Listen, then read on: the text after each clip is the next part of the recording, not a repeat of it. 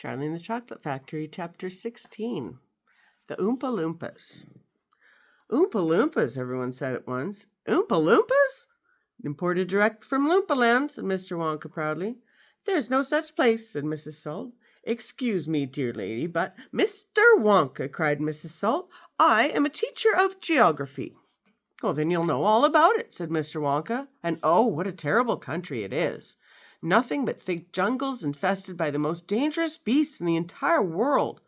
Hornswogglers and snozwangers and those terrible, wicked wangdoodles.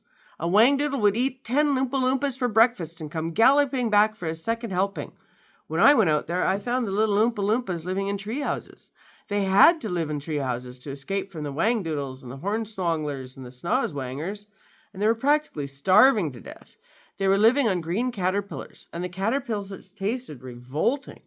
And the Oompa Loompas spent every moment of their days climbing through the treetops looking for other things to mash up with the caterpillars to make them taste better. Red beetles, for instance, and eucalyptus leaves, and the bark of the bongdong tree, all of them beastly, but not quite so beastly as the caterpillars. Poor little Oompa Loompas. The one food they longed for more than any other was the cacao bean. But they couldn't get it. An Oompa Loompa was lucky if he found 3 or 4 cacao beans a year. But oh, how they craved them. They used to dream about cacao beans night and day and talk about them all day.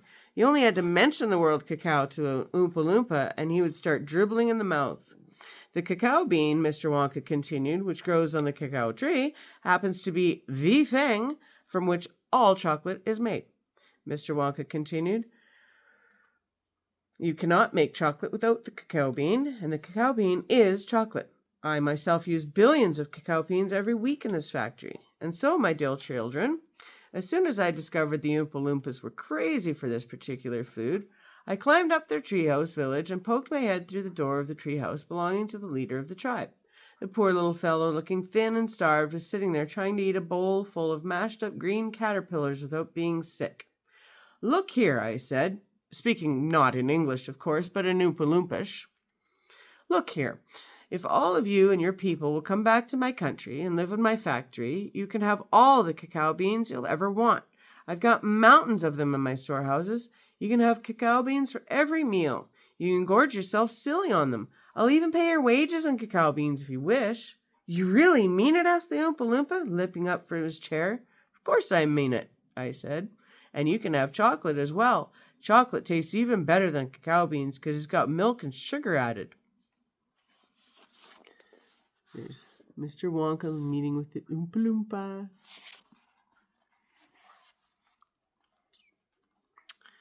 The little man gave a great whoop of joy and threw his bowl of mashed caterpillars right out the treehouse window. It's a deal, he cried. Come on, let's go. So I shipped them all over here, every man, woman, and child in the Oompa Loompa tribe. It was easy. I smuggled them over in large packing cases with holes in them, and they all got here safely. They're wonderful workers. They all speak English now. They love dancing and music. They're always making up songs.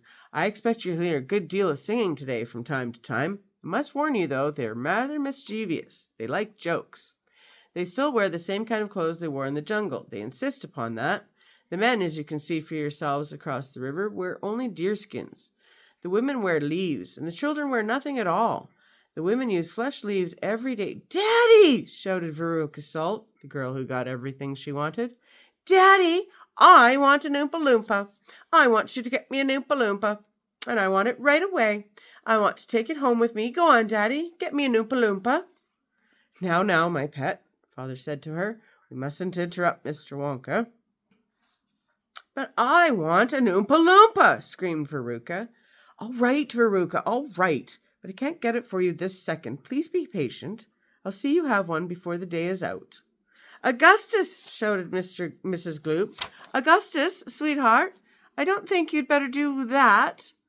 Augustus Gloop, as you might have guessed, had quietly sneaked down to the edge of the river, and he was now kneeling on the river bank, scooping out hot melted chocolate into his mouth as fast as he could.